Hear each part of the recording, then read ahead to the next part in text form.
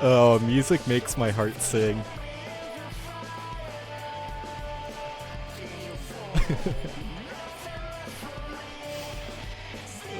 Hello! It's me.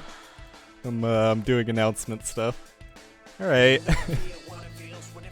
How's it going? Fuck. It's, yeah, I didn't mean for it to be like a week again. I feel like I have to say this every single goddamn time I go live now.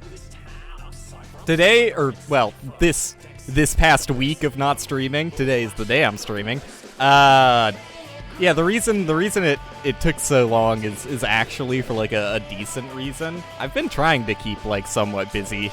Mostly fix my sleep schedule, like, for real this time. I've been waking up at fairly consistently good time. Start my arbitrary timer. How did they so perfectly emulate the, like, early 2000 Linkin Park sound?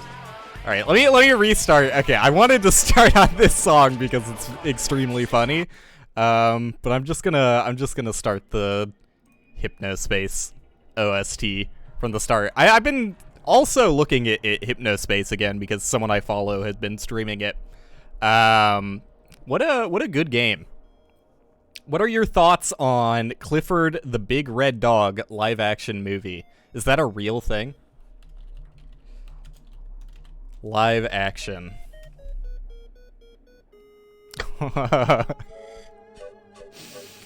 Ooh. It's, yeah, just from the images alone, I gotta say, probably one of my favorite movies. One of the best. Thank you for your input, as always, Crix. The future is you. What the fuck is what is the start of the Hypnospace OST? Oh, yeah, let's go. It came out last year? Wow. Just on time with, with the popularity for that one. Who the fuck were they hoping to market that towards? Like, I don't know, man. Like, I understand the nostalgia thing and all that, but who the fuck is nostalgic for Clifford the Big Red Dog? Maybe a lot of people. I feel like they kind of missed the window with that, though. Alright, let's do some actual runs, because I do think that a PB is, like, fairly attainable, despite, as always, not having literally any practice. I just kinda, I don't know, it works for me. Like, I'm a strong believer that you don't actually have to actively practice to practice at things. I know this sounds insane, this sounds like pseudoscience, but I really feel like the improvements you see when practicing things, more often than not, like, the majority of those improvements come from, like, sleeping the night after. Like, what I'm trying to say is I don't think if you grind, like, I don't know, 15 hours a day, you're going to see, like, say someone else was grinding, like, 1 hour a day, I don't think you're going to see 15 times the expected return from your time investment. I think there's some diminishing returns there. You know, I'm not a neural scientist or anything, but you know, I played Hypnospace, so I'm kind of like a sleep scientist. I kind of know the ropes. I know all about beef brain. God, Hypnospace is like genuinely, like, for all the talk that I've said about you know, not really thinking that Inscription was all of that, you know, game-changing, as much as other people seem to believe that, like, oh, this is, you know, this is cutting edge, this is, like, the future of narrative video games. Inscription didn't really reach out to me, whereas Hypnospace, I don't know, I've got nothing negative to say about Hypnospace. There's, like, I don't know, I recently found out that like I said, I've been looking at Hypnospace recently. I was completely unaware that the lead developer of Hypnospace is, like, strongly Christian, which is not necessarily a negative thing, but it is incredibly weird. Thanks for the good luck. Like, I don't know. Am I the only one? Is this me showing that I'm religionist? You know, I grew up in a Christian household, so if I'm going to be religion, what the fuck is the correct term for being? Is xenophobic the right term? Is that just like a broad net I can throw over? But if there's any one that's okay for me to be against, it's probably Christianity. But I don't know. It's not like I have anything against Christianity, really. It's just very weird when you see someone that's, like, incredibly online. Which, like, I don't know, maybe they're not that online, but I feel like you have to be a certain degree of online to make a video game. And beyond that, like, make a video game that's, like, kind of, you know, out there. It's not, you know, following any traditional standards, really. And it's about the internet, like the early days of the internet itself. It's very weird that you can somehow keep up, like, you know, a true belief in Jesus Christ, Lord and Savior. Thanks for the follow. It's just weird to me. I don't know. I'm not saying there's anything up with that, although he does additionally have, like, I don't want to call it a cult. I did joke to my girlfriend about it being a cult. He does have a Christian community of his own that, you know, I haven't actually checked it out. I think it's just a Discord server. Like, I don't think it's anything beyond that. But it's called, I think it's called, like, Weird Church. I think that's the name of it. And he's got his own website where people can ask him anything, and one of the only questions I saw was someone ask, hey, what the hell is Weird Church? And then he explained, you know, it's just like you know, he's trying to make a nice, friendly community for Christians on the internet, specifically Christians that would be interested in his, like, weird fucking art style, I guess. But that aside, at the very end of the message, he put a line that he did not need to write. Like, he did not need to say this in the message at all. But he clarified, he said something along the lines of, but it is a real church in the sense that there's, you know, a collective amount of people gathering in a, you know, particular area for a particular denomination. I'm like, I don't know why you needed to clarify, like, why do you want it to be defined as a real church? Like, that just screams to me as, like, skirting around fucking legal issues. Like, I don't know why you would want, like, just a friendly online community to be defined as a real church. It just struck me as odd, is all.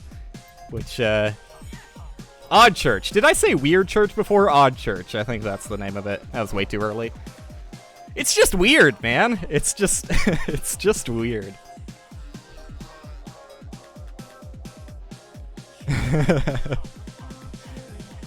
Overly religious of any faith is weird. Well, I don't know. I don't know how religious the guy is. Like, he's definitely, I think just, to me, any amount of religious while also, like, spending the majority of your time on the internet is very strange. Like, I don't know how you don't get disillusioned, that kind of thing.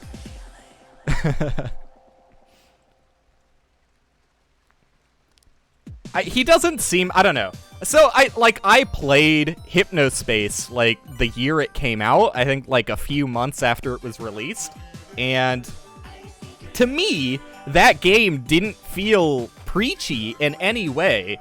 But now that I've looked back at the game after, you know, knowing that the lead developer is Christian, I'm like, okay, I definitely, like, there is a lot of Christian messaging in the game, but from my eyes, you know, especially the eyes that played through the game not knowing he was Christian, it all seems satirical to me. Like, every use of, like, Christian symbolism in that game feels like I don't know, it feels like a joke. And I'm not saying that it is a joke now, knowing that he, you know, is a somewhat strongly held Christian. As strong as you need to be Christian to not wash out of it in this day and age. But, yeah, I don't know. Like, there's various users in Hypnospace. For those who don't know anything about the game, it's like, It's supposed to emulate the sort of vibe that, like, early internet had, like web forums like GeoCities and that kind of thing. And there are certain fake users that are Christian, but most of the Christian users are, like, in the boomer area, the segregated boomer area of the internet. And especially, like, some of them, one of them in particular, was put in the, like, conspiracy theorist part of the internet, because he was, like, so strongly Christian that he was claiming that the in-game version of Pokemon are, like, satanic, and making, like, grasping at straws claims, like, look at this Pokemon, kind of similar to the Egyptian Eye of Ra. Isn't that weird? Do you really want your children to be playing with these satanic images? And so yeah, it all to me seems satirical and kind of like poking fun of the probably lesser respectable parts of Christianity. So I don't know. It just kind of struck me as weird finding out after the fact that he is, like, still Christian. Like, I don't know. I obviously think that those parts of the game still are satirical. Like, it's definitely put in a mocking tone where you can tell that the developer doesn't agree with these things and thinks they're ridiculous. But at the same time, I'm kind of like, where do you sit with Christianity then? Like, how much of it do you believe, and how much does that affect your day-to-day life? Like, that would be an interesting interview, but dude, I'm fucking like 0 for 3 in interviews. I keep trying to get interviews with people, and they are nice and sound interested, but I haven't nailed a single one yet. It's usually I'm busy, which is fair. It's fair. A lot of people are more busy than I am, but maybe I should try and get I think his name is Jay Tholen. Maybe I should try and get a Jay Tholen interview. Although I'm not sure how comfortable he would feel talking about the, I don't know, he would probably feel comfortable enough if he's got on his own website the fucking Odd Church as, like, one of the main things. I'd love to just figure out what that's about. But I don't know, I also feel like I couldn't help myself from probably being a little rude.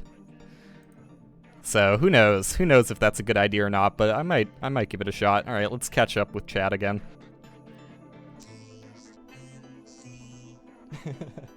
My cat's been chilling in my room, like, all day. I don't know, he's been sleeping since I woke up, which is not standard. Normally, around this time, he wants to go crazy, but he might start getting crazy any second now. He looks like he's done taking naps. If he gets up, I'll show him for the camera whenever I get a chance.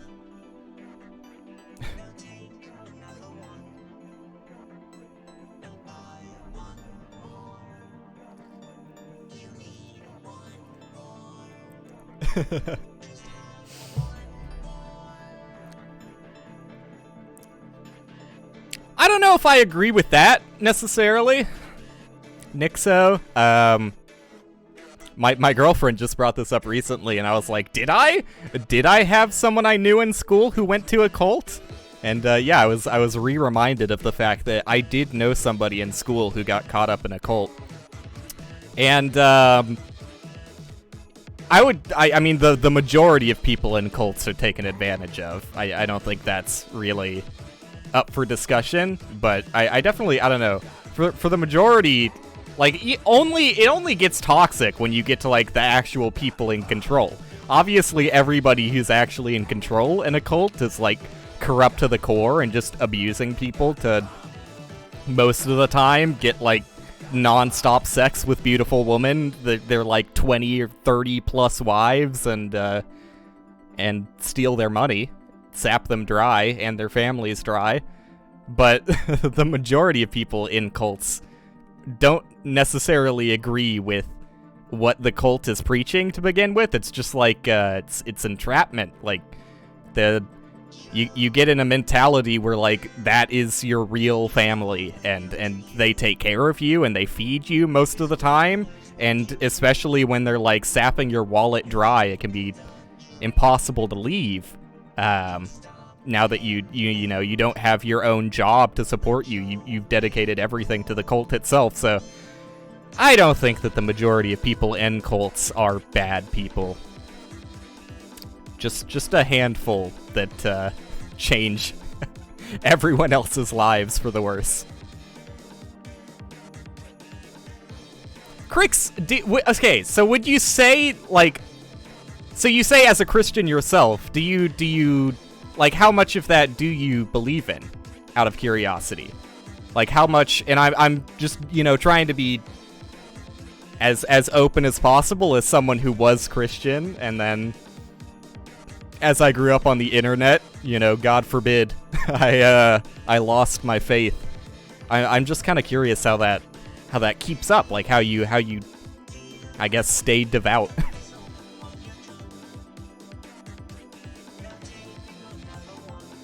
Oh, jeez.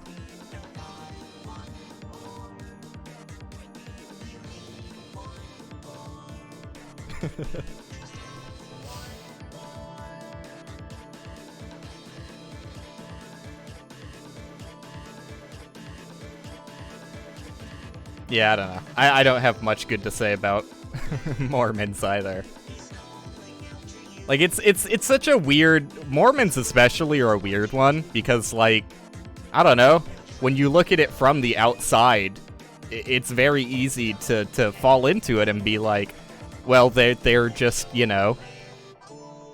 they're just nice.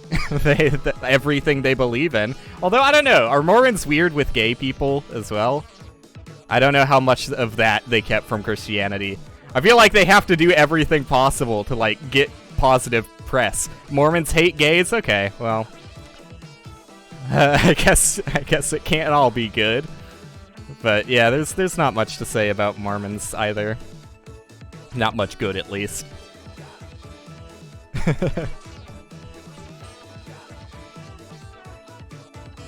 No, just Christianity in general, Crix. Like, I'm just interested in how you keep faith up when, I don't know.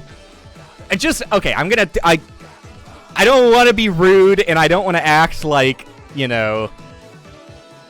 how do I phrase this in the most positive way possible?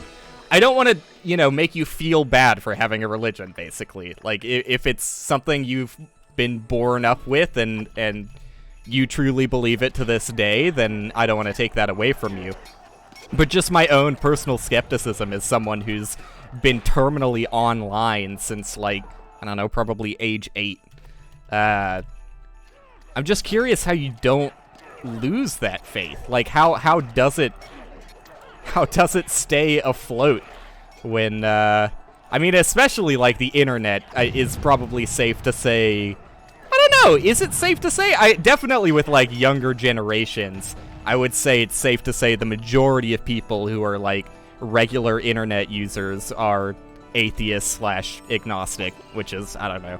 To me, I really hate that there has to be a distinguishing factor between atheism and agnostic. Like, I don't know, anyone who claims themselves as, like, pure atheist and is, doing the exact thing that they hate regarding Christianity and other religions, like, being so confident in yourself that there is no God or higher power is just as stupid as being, so openly confident that there definitely, absolutely is a higher power. But, yeah, I would say that I'm agnostic, and I mean, I still celebrate, Christian holidays. Like, we do have Easter, we do have, Christmas, obviously, the big one. But outside of that, outside of, like, celebrating it just because it's, it's tradition, it's a free excuse to give people presents, more or less. Like, we don't pray, we don't go to church, but, I don't know. Is that weird? Is that weird to call yourself agnostic and still celebrate the Christian holidays? I don't think it's that weird. I think that's probably pretty normal for most people who are agnostic or atheist. I don't know. If you're really claiming that you're pure atheist and no hint of agnosticism, then you probably wouldn't celebrate the holidays just out of spite, but I think it's pretty normal for most people to keep celebrating those holidays. If not just because, like, you know, family, obviously. Like, everyone in my family, like, older than myself, is still Christian. Like, I don't know. I guess I've never really asked my sister, who is older than myself. I've never asked her if she's still Christian. It's kind of a weird topic. I mean, I don't really talk that openly with my sister about anything. So just coming out of the blue being like, hey, you still believe in all that Jesus Christ stuff is kind of strange. But I guess I've never asked. But yeah, you know, my parents are both still Christian. My dad's new wife is Christian. Everybody in that side of the family, including the younger ones, are still Christian. Maybe those are the people I should be asking. Maybe I should ask the people close to me instead of just making a very uncomfortable open discussion on my internet live stream. But it's just interesting to me. Like, I don't know. Look, at the same time, I don't want to ever, like, stop myself from talking about certain things on stream. Like, to me, I don't know, I feel like it's more uncomfortable, because we just kind of, like, naturally drifted to this topic, as a result of talking about hypnospace. To me, it feels way more uncomfortable and, like, kills the vibe of the stream if out of nowhere I was just like, no, we can't talk about religion on this stream, we gotta cut it short. So I would never do that, but at the same time, like, I definitely don't have the fucking knowledge or real life experience to come at this from an unbiased stance. I'm probably not doing this in the most appropriate of ways, but that's just, I don't know. I like the more casual fucking anything is up for discussion type of stream, and ooh, the first time I've actually lived after a bounce like that. I knew I was gonna bounce due to that awful angle, but I didn't think I would be able to pull it back. Man, I really should be able to PB today. Like, the 17-minute PB I got when I was racing Cricks is, like, sick and all that, but I can definitely do somewhere in the 15 range. Like, that shouldn't be too hard for me to get somewhere in the 15 range. Getting all these slides is not gonna help, but we'll get there. But I want to try and pivot a little bit because, like, I don't know, I really don't have that much to talk about Christianity. Like, you know, I grew up with it, I lost it. I mean, I don't know, I guess I more than the internet, I guess it's a combination of, like, you know, basically nobody I interact with on the internet being, like, strongly religious, and also, just, like, I've always found it kind of weird the way my mom interacts with Christianity in particular. Because, like, I've lived the majority of my life with my mom. Mom and dad are divorced. I mean, the majority of my life I live with both of them, I guess, but I've lived more with my mom than with my dad. And my dad he is Christian, but he, like, even less so than my mom celebrates that. My mom, I guess the weirdest part about my mom's relationship with the Lord, with Jesus Christ, is it kind of got tied into, there you go, we got there eventually. It got tied up in alcoholism because of AA. For anybody who doesn't know about AA, it's Alcoholics Anonymous is like an organization, publicly funded, I'm pretty sure. I don't know what they claim themselves. I don't know if they're technically a non-profit. I don't really care, but certainly publicly funded, and the goal of AA, Alcoholics Anonymous, is to be an open, you know, free discussion kind of like meeting group for people who believe themselves as alcoholics, and trying to stop that, trying to be like a friendly, positive vibe atmosphere for people to to quit alcohol if they want to, with the added catch that it's incredibly Christian. You cannot be in AA if you're not a Christian, basically. Like, it is super, you know, I think, like, they have a 7-step program. It's borderline cult status. They have a 7-step program that, like, step 1 or 2 on it is, like, offer yourself up to the Lord, realize that you don't have control in this, and that, you know, you need the Lord's help to save you from your habits. That kind of stuff always, I don't know, maybe that's where I sort of got cynical towards Christianity. Maybe that's what turned my ways. Oh man, chat is like impossible to keep up with today, dude. You guys are going ham. Which is fine. If you really want me to read something, then just post it again, and I'll try and keep up with it then. But I can't fucking scroll back up to go to the top of the list like I normally do. But I definitely want to see what Crick said, because I actually asked him a question.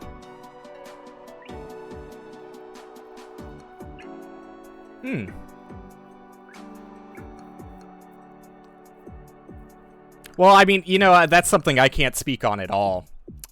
Like, I've known somebody in, well, middle school and high school who had, like, you know, a very, like, miraculous experience in their eyes, and they felt like they truly had a moment where they were in contact with the Lord. And it's definitely, like, the most Christian friend I've ever had in my life. And well, he never really felt comfortable talking about that either, but I know it had to do with another mutual friend of ours who I think got in, like, a very close near-death accident at some point in middle school, and I didn't ask any further, because, truth be told, I didn't really care that much. You know, I was just friends with this guy. We played fucking Minecraft together, you know? But that's, you know, if you had an experience like that, like, I've got nothing to talk about, really. Like, I don't know what that feels like. You know, I've never personally had an experience like that, nor been in a situation where I really think I could have gotten an experience like that. I'm not taking ayahuasca or anything. So yeah, I guess I'll leave that to yourself then, and not press any further.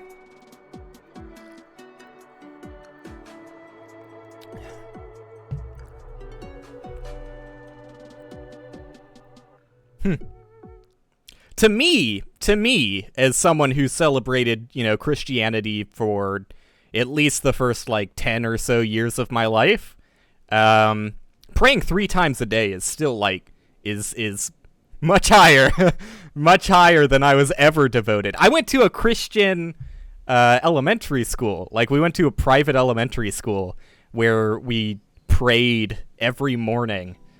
And even that felt like a lot to me. Like, that it's like a youngster in, like, first and second grade. Even then, I was like, whoo, I don't know if this church stuff is for me. So, yeah, 3 a day, definitely is but I mean, I guess the most devout person I knew that wasn't Christian was a Muslim friend of mine.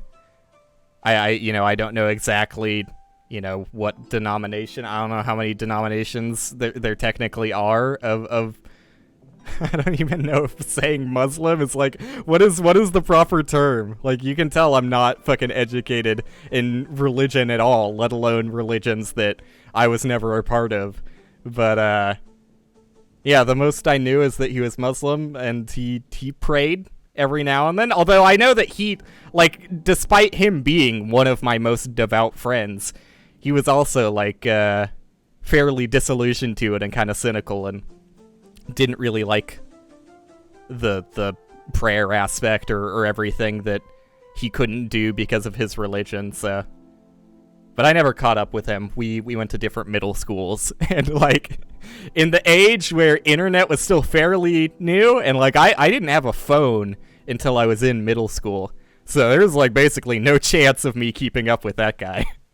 I think I have him on my Steam friends list, but he's like never online. He's one of those lucky gamers who graduated out of gameplay. He's found better things in life.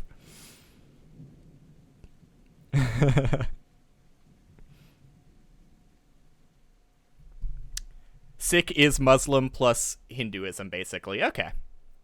Well, I learned something new today, which is definitely one new thing. That's a lot for me. That's more than I can say for most days.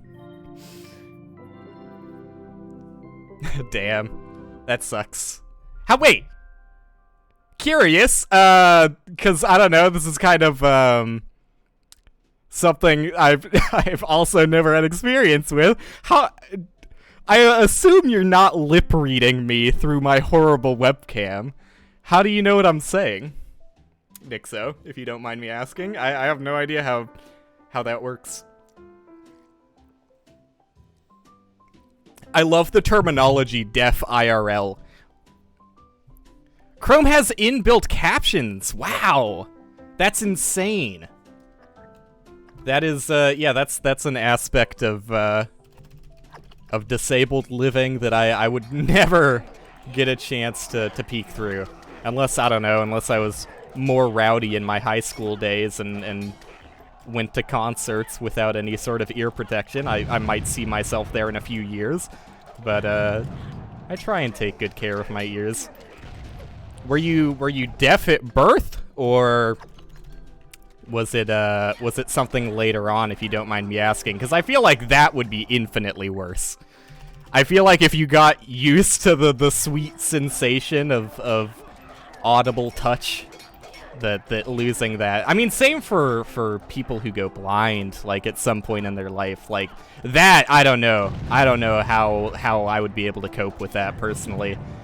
Like, I've thought, like, my entire life growing up. I remember at some point in elementary school, it was, like, on the reading list for elementary school. I read a book about... And maybe this is, like, a famous book and people are gonna know what I'm talking about, or maybe I'm, like, grasping at straws here and this is, like, some niche fucking Texan reading list book that no one's gonna know what I'm talking about, but, I remember being forced to read a book about a kid who, like, I think he, like, worked on the farm or something. He had some job where he had to deal with, like, some sort of heavy machinery, and he got, like, one of his arms ground up to a pulp. And, like, the entire book was about how he wanted to, like, play baseball, I think. But, you know, obviously that comes with certain challenges, only having one arm. And to me, that was, like, the most terrifying read I've probably done in my whole life, because, I don't do that much reading, but losing anything, like, losing any, you know, part of my body that I use on a regular basis permanently, I don't know if I would be able to. I mean, obviously, you're just forced to adjust to that if it happens to you, but I don't know how I would cope personally. Like, fucking, I play video games nonstop, dude. There is, like, a lot more being done for people with disabilities, and, like, custom controllers to be built for you if you can't use, like, traditional control schemes and that kind of thing. So I guess it's better now than it ever has been to play games if you've only got, like, one arm. Or isn't there that one? There's one speedrunner I know who I don't think he's, like, fully disabled in one of his arms, but definitely can't use it for speedrunning purposes, and, like, makes it a thing to speedrun with one hand. Like, that's sick as hell. That's dedication for sure. No, Nixo, I'm supposed to treat you like you're not even human. I'm supposed to marginalize you till you don't feel welcome here. That's how we deal with disabled people in Texas. Deaf from birth. That's I don't know. I do feel like there's a in ignorance is bliss sort of thing. Really? No, not really, Nixo. Well, I mean, yeah, like, really, Texas is not, you know, the most accepting place to live on the planet, but as far as I go personally, that was a joke. What the fuck is this book you're describing? Look, you know, you had to be there. You had to be there.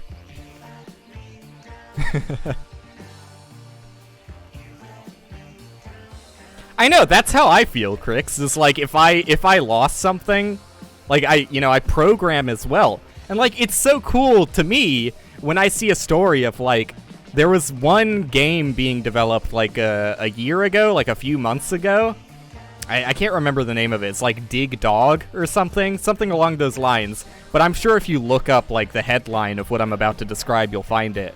There was a game being developed, and the lead developer, like the lead programmer at the very least, got like really bad carpal tunnel, I think, and so he like basically couldn't use his keyboard at all, or he'd like feel excruciating pain, but he still really wanted to get the game out in time, and so he started coding with voice to text. You know, he was just talking into his microphone to code, which to me sounds like, I don't know, like that sounds like the clunkiest thing imaginable. I don't know if I would be able to sit myself through that, especially since, you know, carpal tunnel, at least for him, was a temporary thing. I would have just been like, hey, you know, I can't work. Sorry, boss.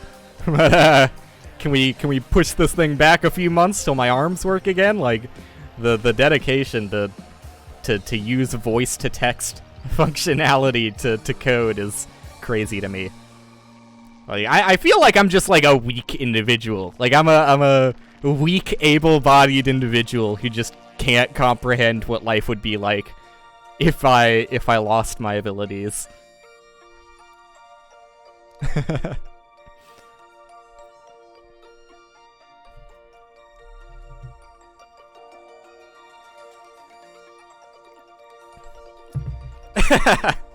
I definitely wouldn't recommend Texas, but if you're gonna drive through it, get Whataburger. That's like the only positive thing I can say about Texas, is that Whataburger is pretty good fast food. Although it's kind of fucking expensive now. Like, I don't know. It's gotten to the point where, like, I used to feel, like, not so bad. Obviously, I should feel bad about ordering Whataburger as often as I do, because it's not healthy. But I used to not feel so bad about the price, but to get a Whataburger patty melt and fries, it's like $10, $11 with tax. Like, that is not cheap for a single meal.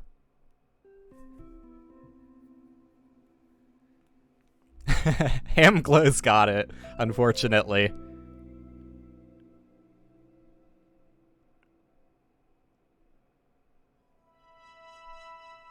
Yeah. I don't know, Beethoven also, like, kind of did it to himself, didn't he? Like, wasn't Beethoven's entire thing about going deaf is that, well, I mean, you know, you have to contextualize it with the time, and that they really didn't know how to take care of ears, so, but, he didn't really treat his hearing the way that you should if you don't want to go deaf later in life.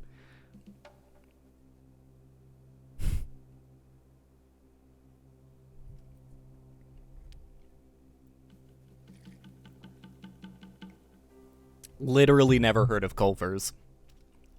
Got no fucking clue. Can't relate.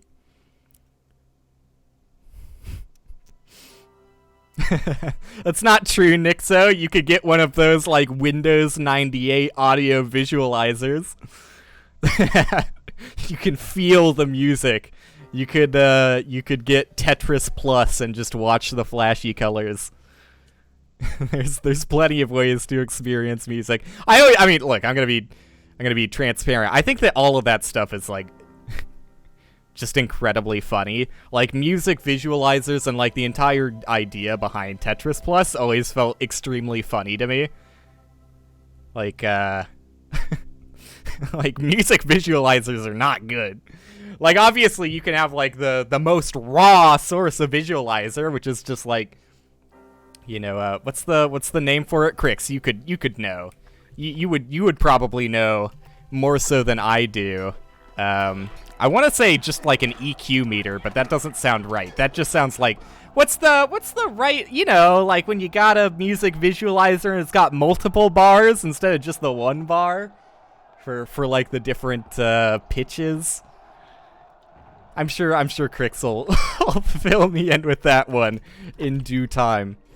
But outside of that, which is just like, you know, about as like mathematically concise as you can be with a music visualizer, like you don't really feel anything from looking at that, which is why like the more flashy music visualizers came out is because like it's not. Am I talking about DAWs? Let's see. The fuck is what's a DAW?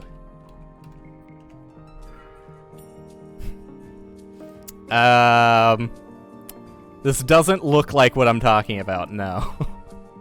You know, like when you go to a fucking, like, anime opening song on YouTube, they'll always have multiple fucking bars.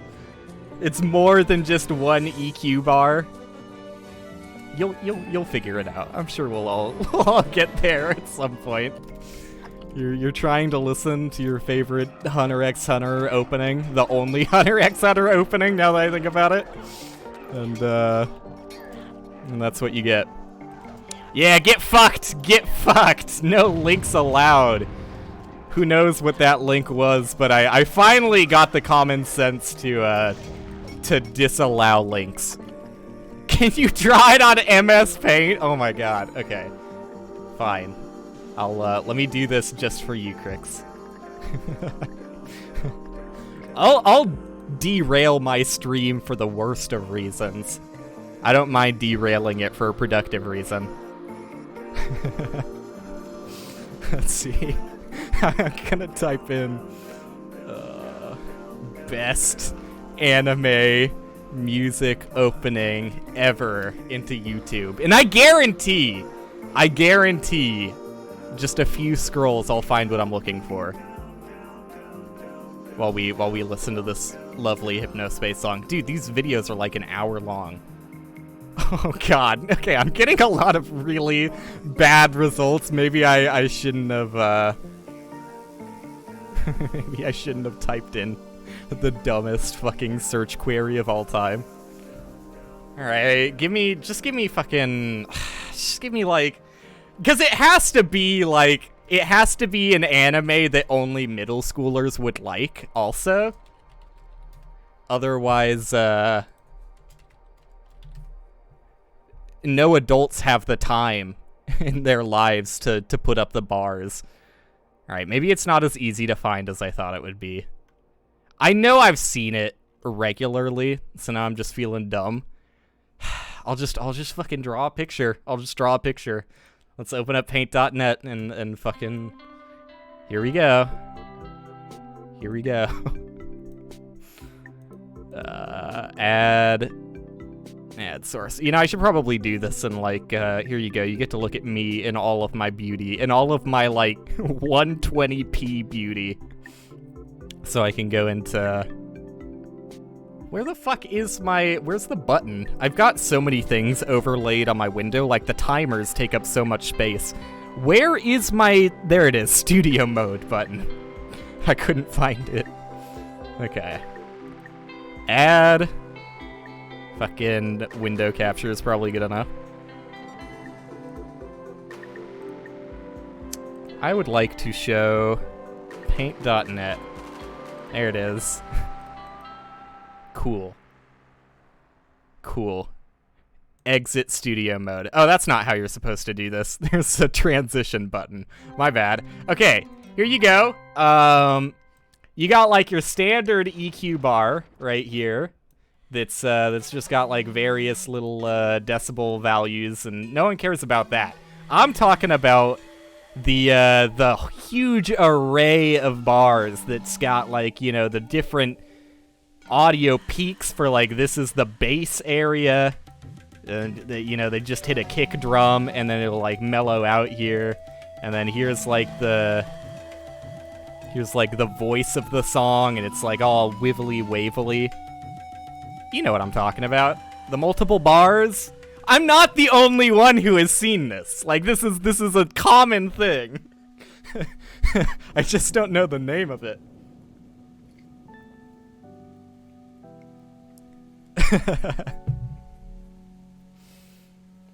Oh shit! Everyone, be careful. We got a real official Twitch moderator. Official Twitch moderator in my chat room. That's definitely not the worst thing in my YouTube search history. I commonly, for Cassidy's amusement, am searching epic funny fail, most hilarious fail videos of all time in my YouTube search. So, it could be worse. It could be worse than that. The charts they use to show sound balance in audio devices. Yeah, there's gotta be a name for it. There's gotta be an actual name for it. I just have no idea what it is. Alright. We got the real Hypno OS song. Let's go. Let me delete this. What the fuck did I title it? No, it's just window capture. That makes a lot of sense. Remove. Get that shit out of here. Hey! It scared the hell out of me. It's the time that I warned you guys about.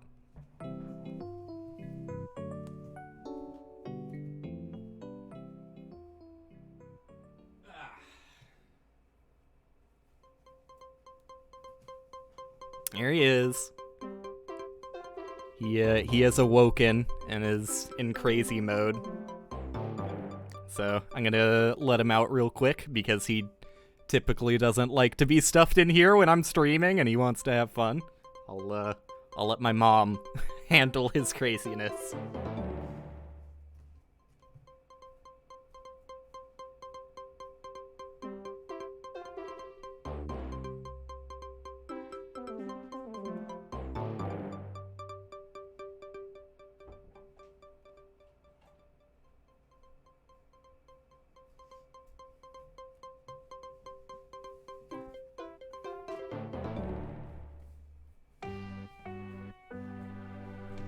Yo, what up? He's so gentle about it when he wants to get my attention, but it's like the scariest shit on planet Earth. Just having a cat, like, gently place its, like, because he has to reach up to get to me, just, like, gently place his claws on my arm and, like, drag it down. It's, it always gets me. It's just an audio equalizer. There you go. Thank you. Thank you for that.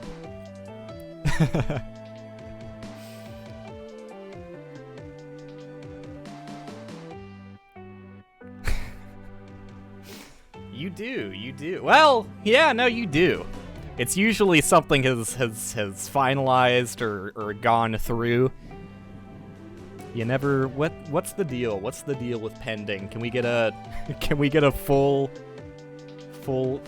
squad of researchers on this to find the history of the etymology of pending, please?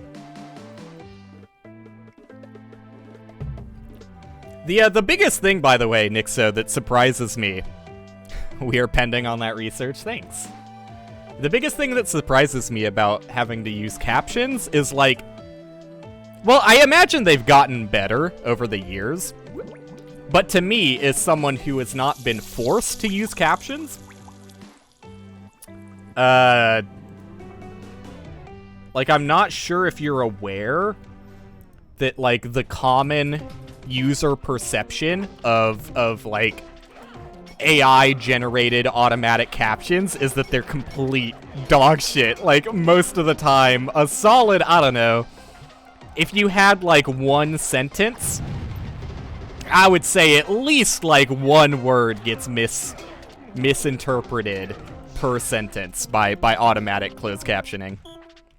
But, I guarantee that it has gotten better. Like, this is me coming from the perspective of, like, probably 3 or 4 years ago is the last time I gave automated captions a chance.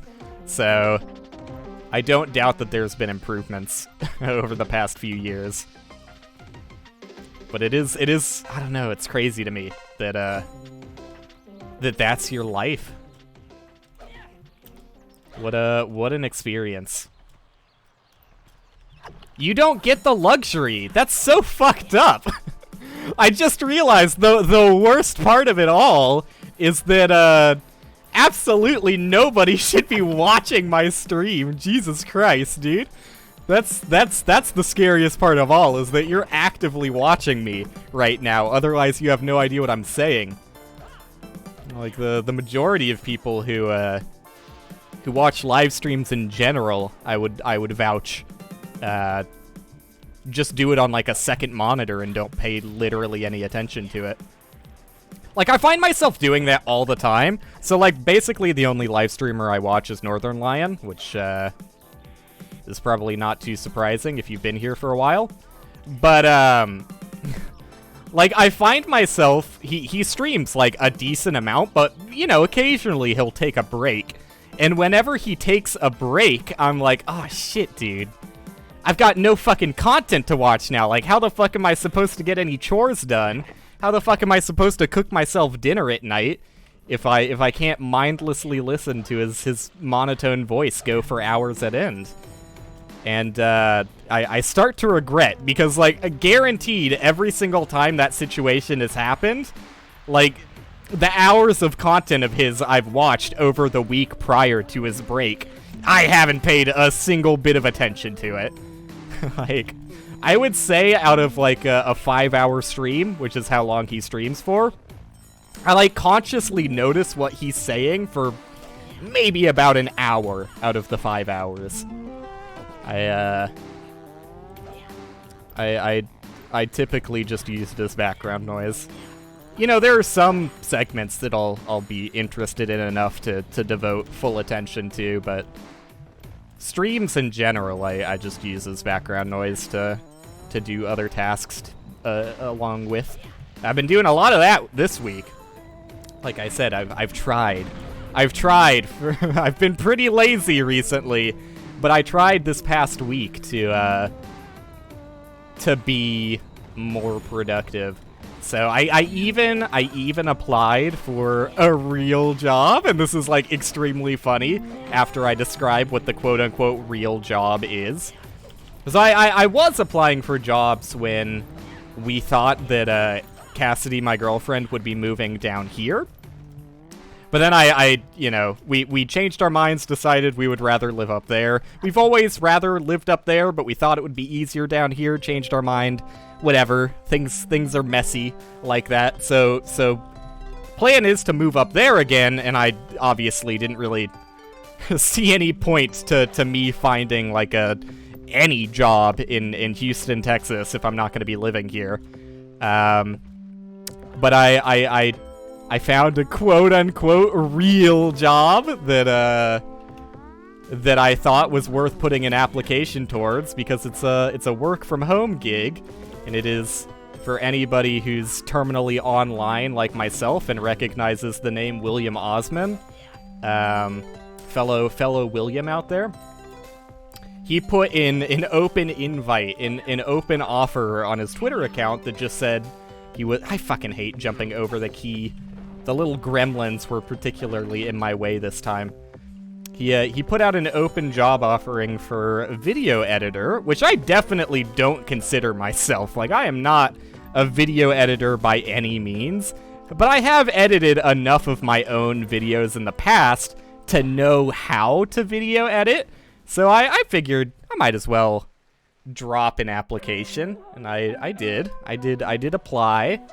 I edited the, he's got, like, a 10-minute video where he tries to get his cat to go through smaller and smaller holes in cardboard. And I edited it down to 5 minutes with a few custom, might I say, a few choice custom edits that I thought made the video look better. And in general be funnier. So we'll see. Obviously it would be, like, you know, like, the sweetest fucking gig of all time, and I don't have to ever look at a real job again. God, I would fucking hate to go back to something like GameStop. William Osman? Yes, not spelled correctly, but yeah, Michael Reeves' friend. They lived together in the same place for like a year and a half or so. That William Osman.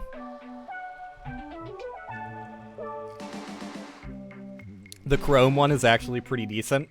The closed captioning. Well, that's cool.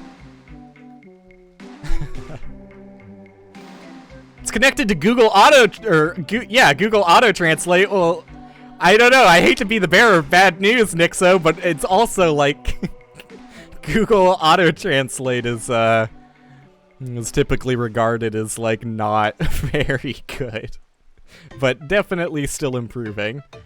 Like me, as someone who like I'm so bad. Like I mean, I just talked about how lazy I've been recently. For like a year and a half or so, I was really good with learning Japanese, and I don't know that much Japanese, and I especially don't know grammar. So like, you know, if you asked me to say a sentence in Japanese, I wouldn't be able to. But if you typed a sentence in Japanese, I would probably roughly be able to translate it if it's simple enough.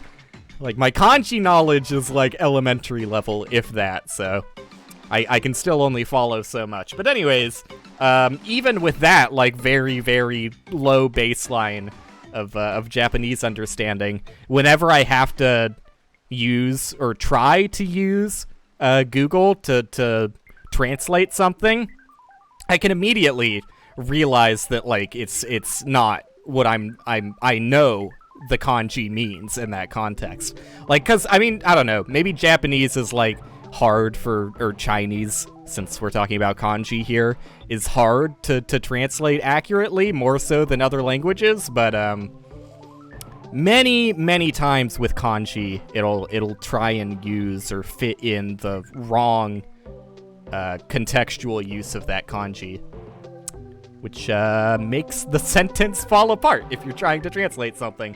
So I usually end up having to go to Jisho or something. Jisho, is that it? I just have it in my favorites bar, so I don't actually have to type it out.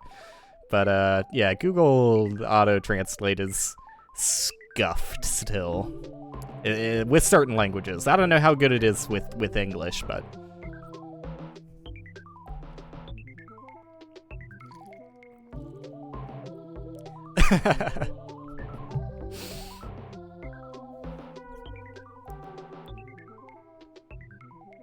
Oh, so the captions let you make like a pop-out window? That's cool. I wouldn't have expected that kind of implementation, but it does make sense. Yes, I applied to Wendy's. We're gonna be squad mates, Crix.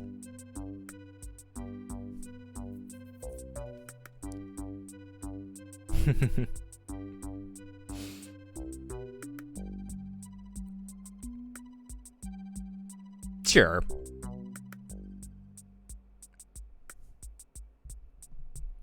Not necessarily, Hamglow. I mean, kanji is definitely easier if you take it from that approach. Like, the way schools teach kanji is they teach strokes in stroke order, which is just about the worst way you can learn if you're learning it as a second language or third language or whatever. 'Cause strokes don't fucking mean anything.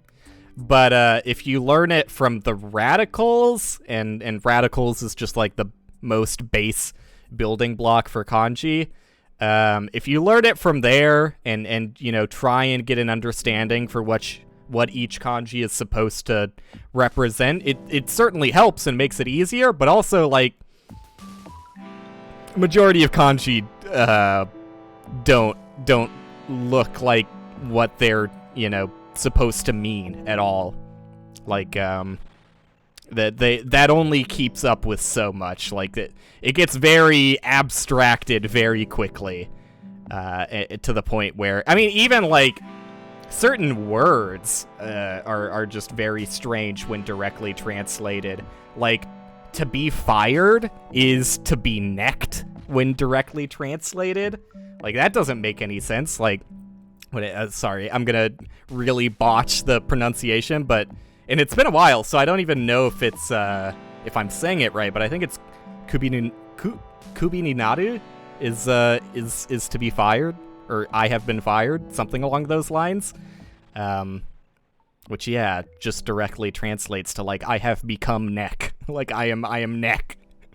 So, it doesn't help that much.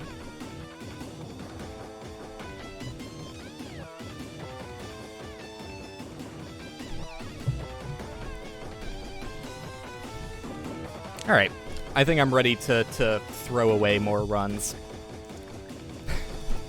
Well, we've got world's hypest pump-up music of all time playing. Sorry, Nixo, this is for the ear users only.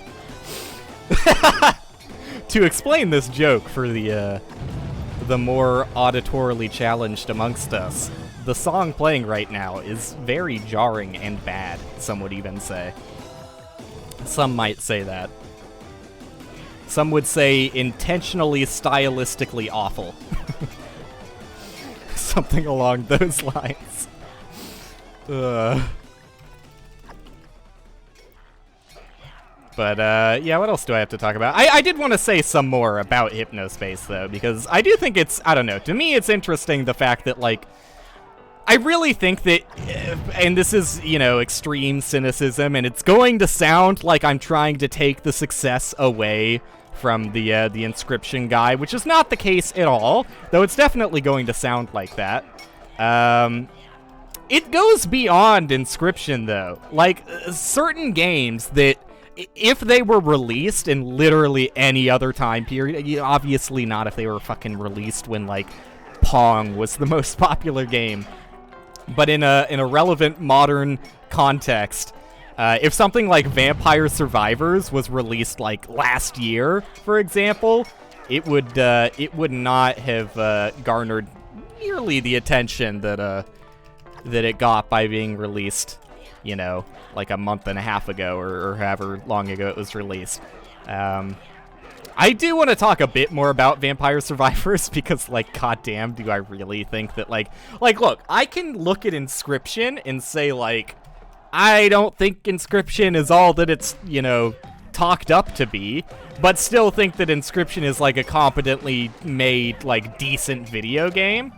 I cannot say the same for Vampire Survivors. I think that, that game has, I mean, honestly, just, like, a degree of flaw in, like, base core design, and, like, enough things wrong with it that it just makes me sad that it's gotten the attention it has.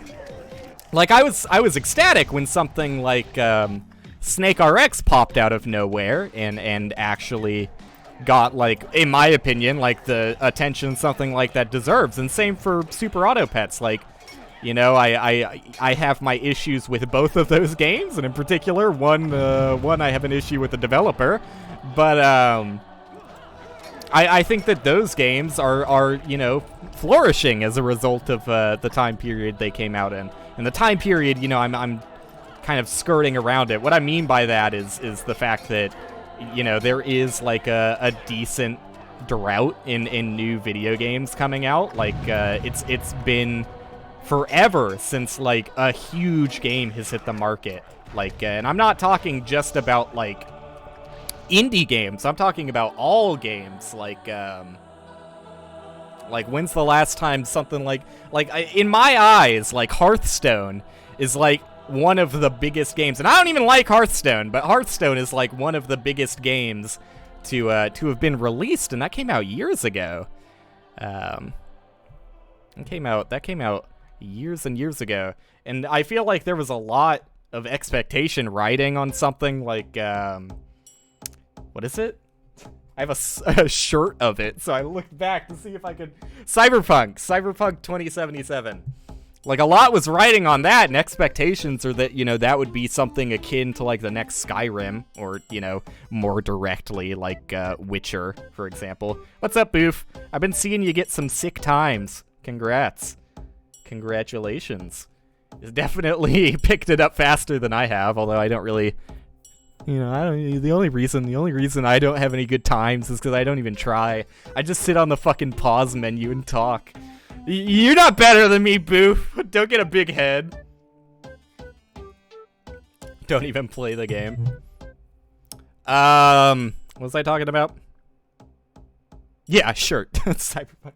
You know, I've had the goddamn Nazi shirt forever, and no one told me about it. I swear I've worn it on stream, and no one's pointed it out. Cassidy, my girlfriend, claims that she pointed it out when I got it, but, I feel like I don't remember that conversation, for one, and I feel like I probably would have cared a bit more. So, okay, I'll show it.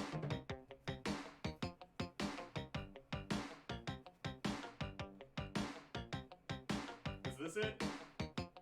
Yeah. There we go. I got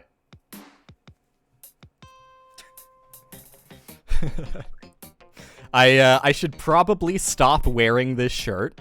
So, it's a shirt my dad gave me when we both lived in Galveston, because I did briefly live with my dad, and he's in Galveston.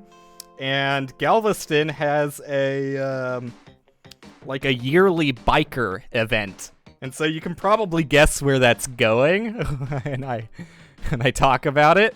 But, yeah, there it is in all its glory. Sorry, Twitch, don't ban me for Nazi symbolism. It was just a brief flash, okay? You know what? Because I'm such a big man, because I'm so good and wholesome, guess what, gamers?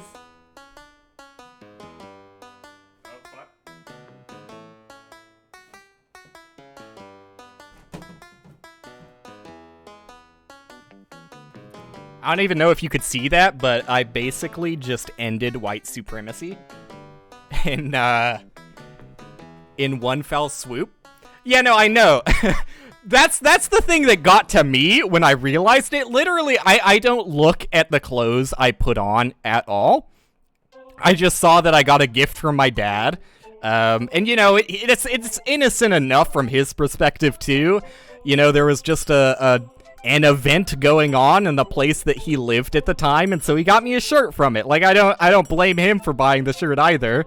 Like, the Iron Cross is associated enough with just bikers that it can get away as being innocent, but it is.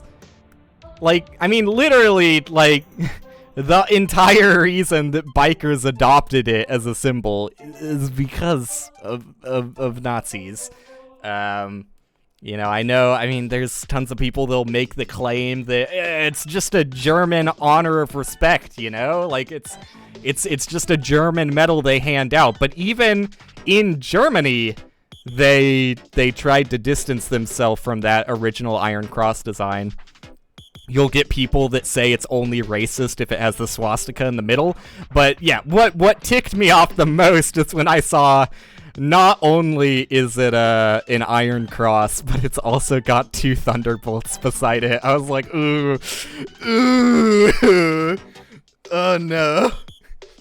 No thank you. I can't believe I've worn that as long as I have without realizing. But anyways, let's talk about video games again. I talked about enough fucking controversial shit on my last stream.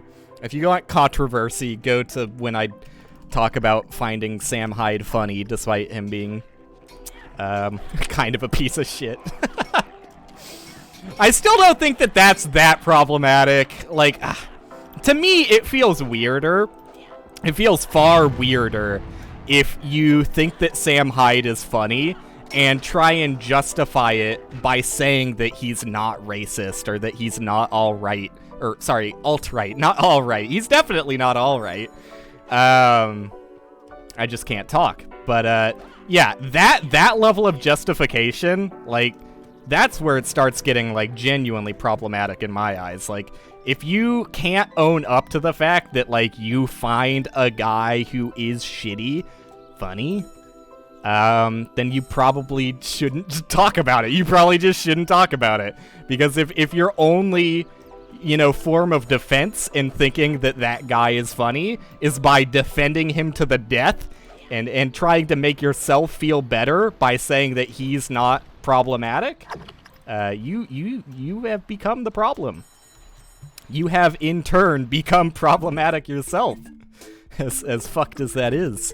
So, I think personally, IMO, it's the better move to just own it and be like, yeah, you know, I think Sam Hyde has done some funny things in the past. I'm not just gonna say he's like people who like Sam Hyde, like really like Sam Hyde. A majority of them are also pieces of shit. And don't just like him, but act like he's a fucking savant and he's like the peak of comedy that literally nobody will ever top and nobody ever has topped in history. It's it is kind of like cult-like status surrounding Sam Hyde. I just think that I have seen some things he's done that are funny. But anyways, yeah, if you want more controversial takes such as that, I guess you got the VOD from last stream on my YouTube channel. Instead, I'm going to talk about video games, because I had more to say on Hypnospace and Inscription and Vampire Survivors. Good joke. I like that one, Hamglow.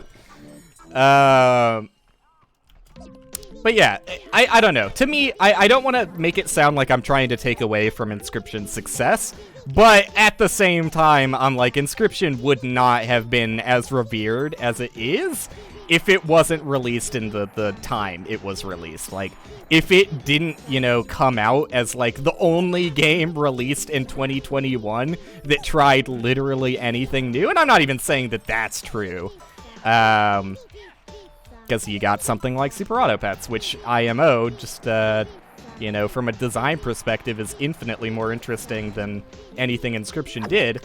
But aside from that point, yeah, I don't think it would have gotten nearly as much press attention or just attention in general had it come out earlier.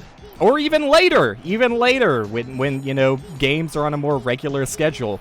Because, like, I look at the previous game the developer made, I really, ever since I've mentioned it the first time, I still haven't looked up what the actual name of the game is, but it's Pony Island something or other.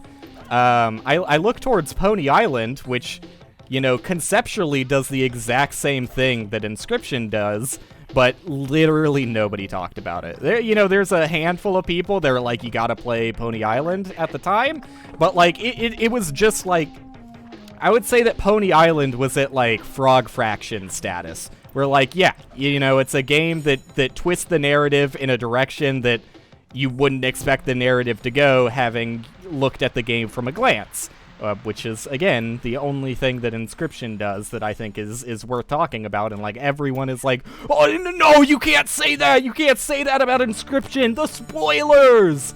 But, I mean, that's really all there is to the game. So, like, if you really looked at Inscription as just a fucking card game, like, there would be nothing to talk about. Like, the card game aspect to it is, I don't know, it's nothing to write home about. Like, at the very least, it did try, like, some new things. Like, it's not just you have a damage value, a health value. I mean, you kind of do. But anyways, like, they tried to make the card aspect interesting. There are, like, actual mechanics to it. And I think the most interesting part of the card game part of the game is how it interacts with the more, I don't know, like, ARG elements of the game, like the more outside of the gameplay loop kind of thing. Like, those are the interesting parts of the game, and that's not the majority of the game. The majority of the game is just card playing and getting exposition dumps. Like, I don't know. To me, I feel like Inscription does nothing new, for one. Like, it's literally something the developer has already done before. Outside of the fact that other developers have done it before as well. Like, I already mentioned Frog Fractions, for example. But beyond not doing anything new, I don't know. I don't even think it was done that well. Like, to me, all of the card gameplay in that game is kind of like just boring filler.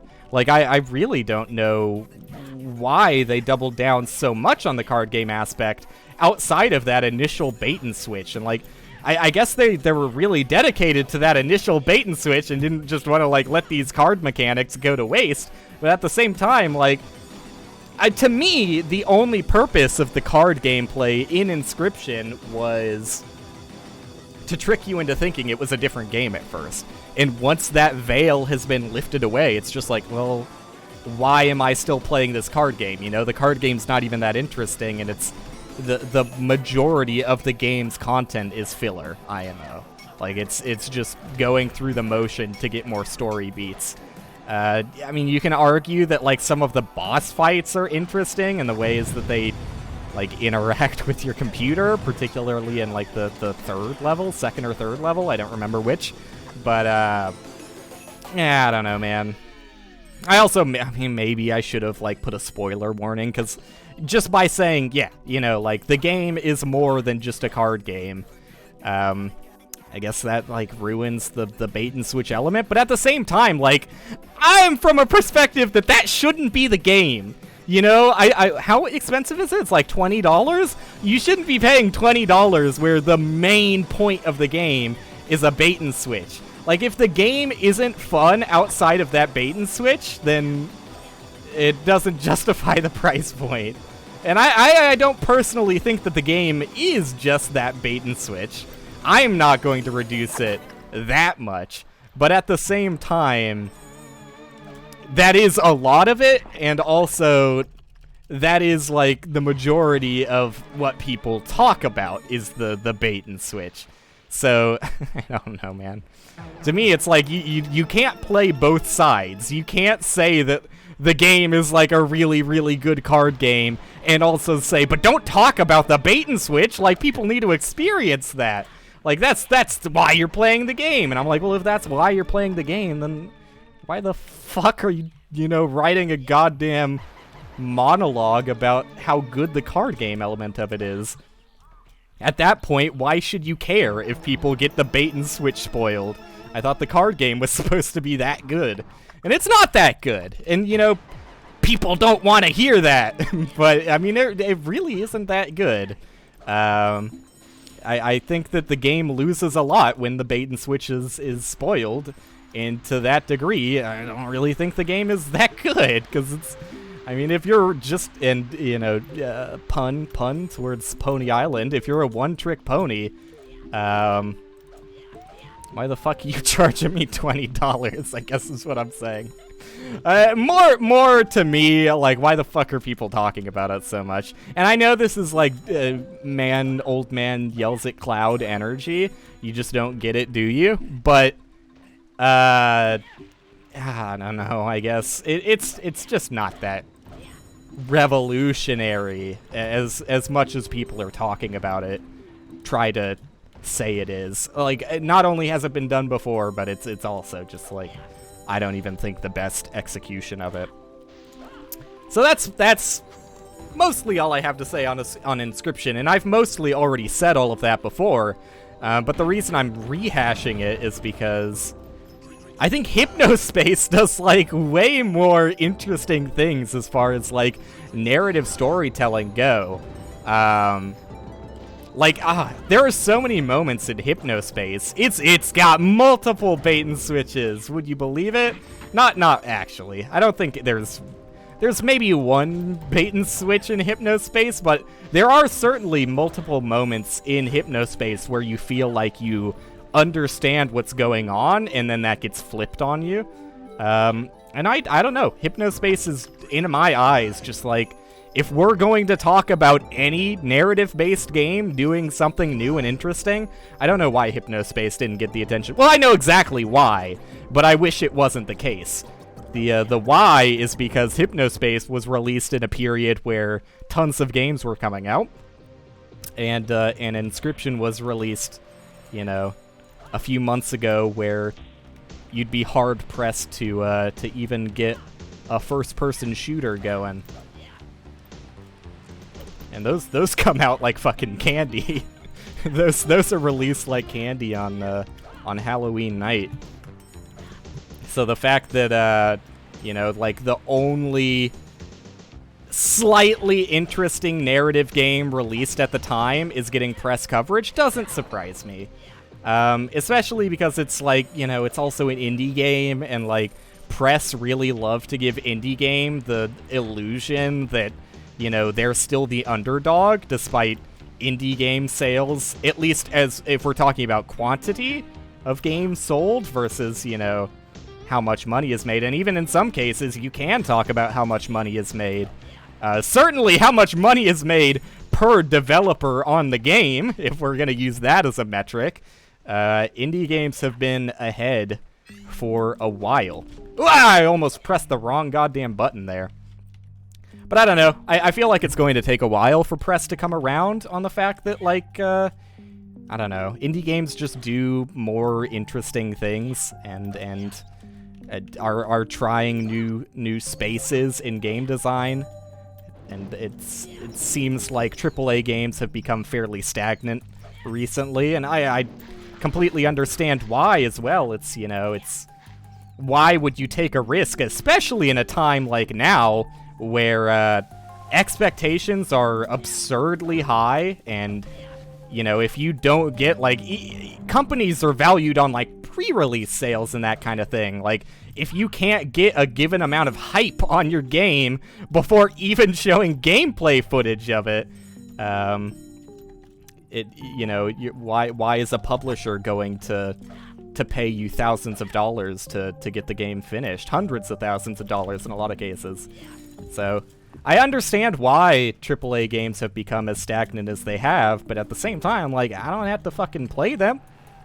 And I think a lot of people... Damn it, dude. If I spammed spacebar, I probably could have made that work.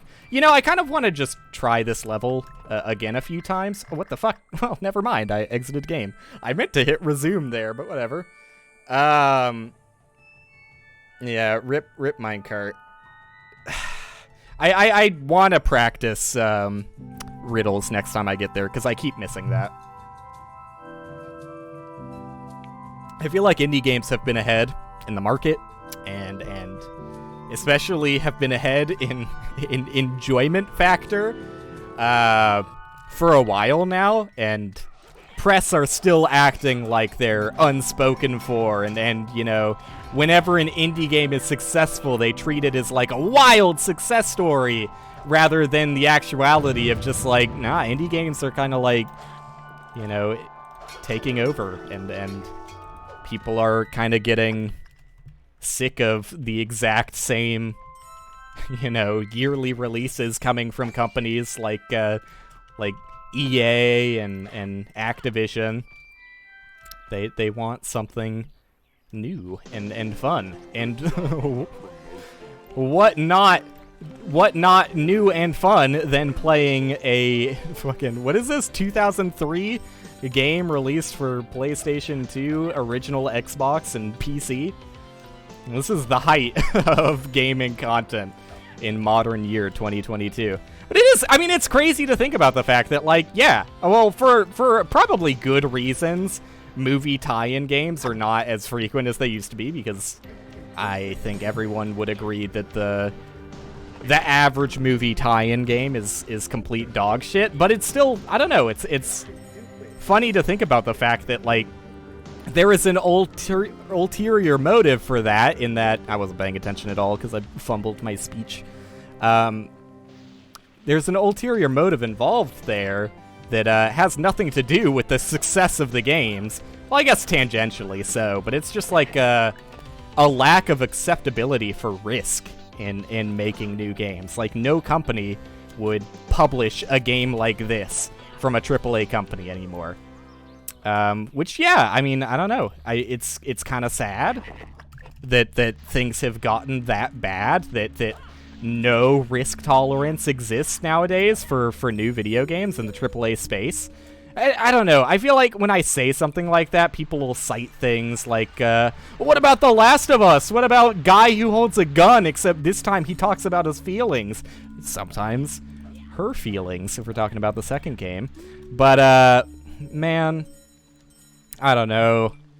Maybe it's just me, but doing like the bare minimum effort. Like the gameplay is something that's been done thousands of times over, and you know, if you're going to make the selling point for your game the characters and the story, like, to me, I need more than that for games. Like, I've gotten sick of the formulaic nature of AAA games, and I've been sick of it for a while. And, you know, I do definitely get the irony of me playing a fucking movie tie-in game from 2003. But speedruns are a little bit different. Let me catch up with chat for a bit, because I kind of ignored it for a while. Isn't Inscription just a card game? Yes.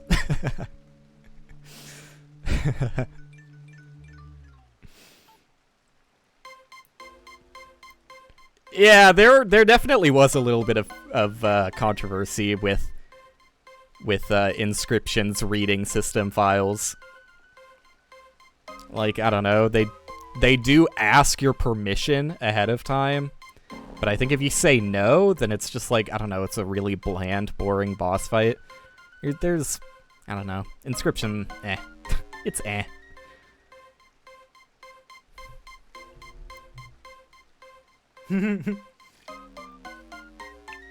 Yeah, that's an entirely different argument that could be made as well, is the fact that a majority of indie games are not indie.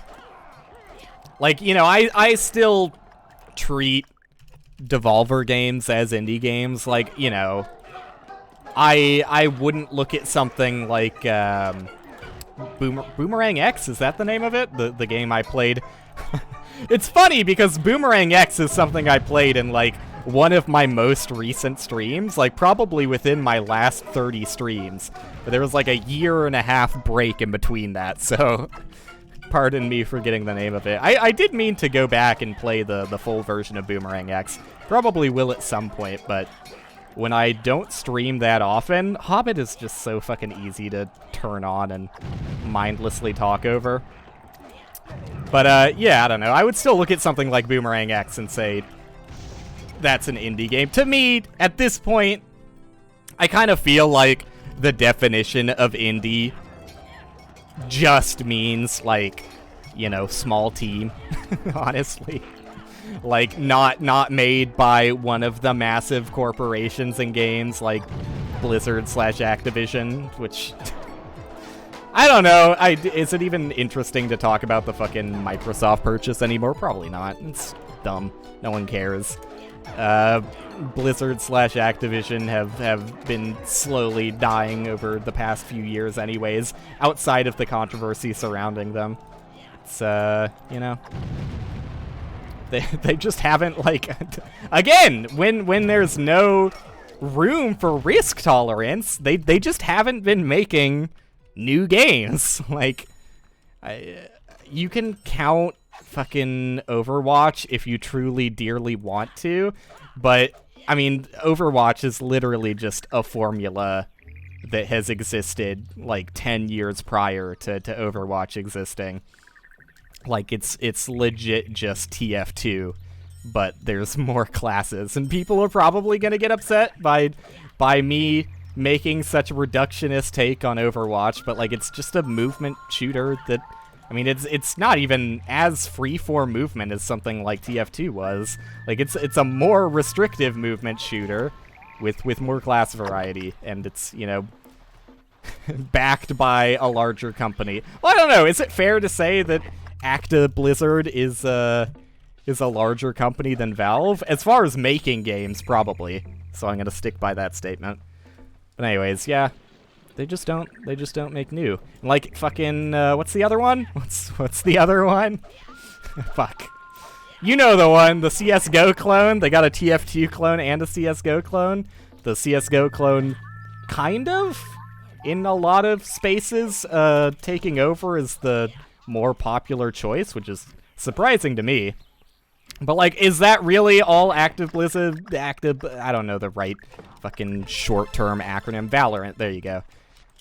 I don't know the right short term for how to say that company, but, is that what we look to? Is, like, one of the most popular well-doing, successful video game creation companies in the modern era. ActiBliz is literally just updating an MMO that's like at this point like 25 years old. Making a sequel to a game that, I mean, the last sequel didn't go over so well, and from the looks of it, Diablo 4 doesn't look that great either. And copying Valve's homework. That's one of the most well-known, well-regarded, somewhat, aside from the controversy. Not that that should be ignored, but at least in the quality of what they are making, more well-regarded than something like EA. Yeah, I don't know, man. It's just there's not a lot out there. Valorant's just a reskin for weebs. It tried some new things, like it forced the class thing into it, which is something that, like, I don't know, for me, from my perspective on CS:GO, I'm like, why the fuck would you want classes in a game like CS:GO? It's just more arcadey, I guess is the best way to put it. And I know that anybody who absolutely loves Valorant would hate me saying that, but it is just a more arcadey CS:GO. Anyways, I don't like either of them. I don't like most competitive games in general, to be real, but the competitive games I do enjoy, like, they have to be fun casually. Like, I have fun casually playing fighting games and casually playing Rocket League, especially with friends, but you cannot casually enjoy CS or Valorant. Like, those games are only fun if you're competitively invested. Same for MOBAs as well. Like, I don't know, some people love to make the argument, I could have sent it.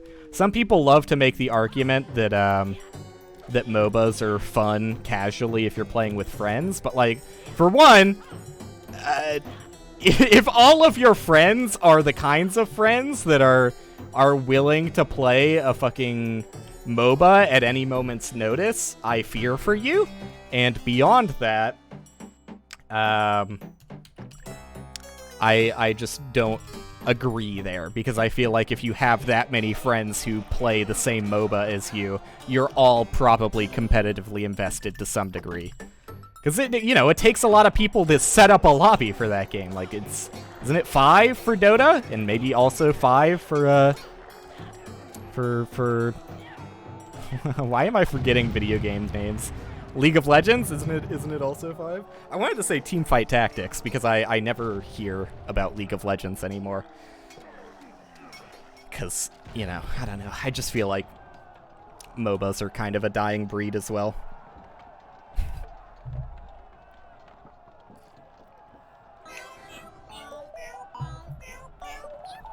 I do believe so.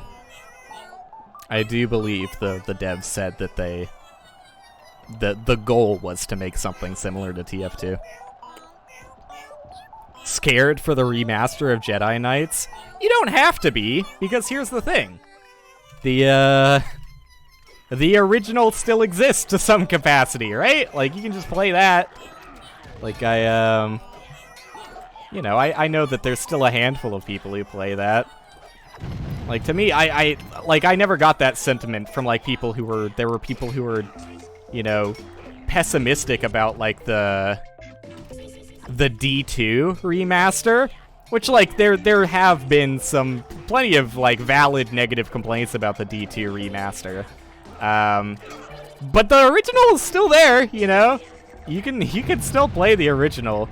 I think the biggest, like, problem with the remaster is that, there's absolutely zero mod support, which is, like, if Blizzard had, like, literally any foresight whatsoever, or just, like, sight in general, because you don't need foresight for this issue. The only really active D2 communities are surrounding D2 mods. You can't expect a remaster of the game to go over well, or at least without controversy, when you release it with no mod support. It's obvious. But anyways, I don't think they really care. I mean, remasters in general I don't think companies care. I think it's just, you know, they realize that the remasters will always have their flaws in certain regards compared to the original. And doesn't matter to them, because, you know, they're still going to get some degree of money off of nostalgia alone. And I do think that there are elements of the D2 remaster that are well done. Like just the technology of the way it renders things is cool. That it literally is the original D2, just like with a very, very good shader overlaid on top, more or less.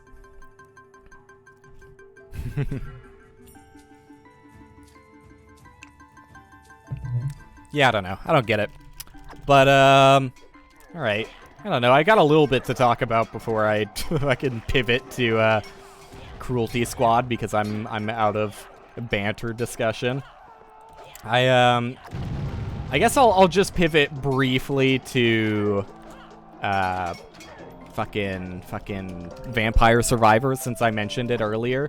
I mean, Vampire Survivors, it's not the only one that's come out in the past year. I think Luck Be a Landlord was early 2021.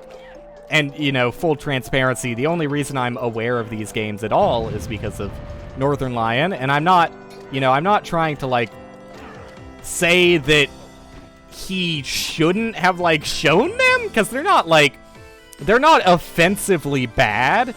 But something, it does strike me as, like, particularly odd that the games got as much repeated attention as they did. Because, again, if they were released at, like, literally any other time span, you know, they'd be dropped in an instant.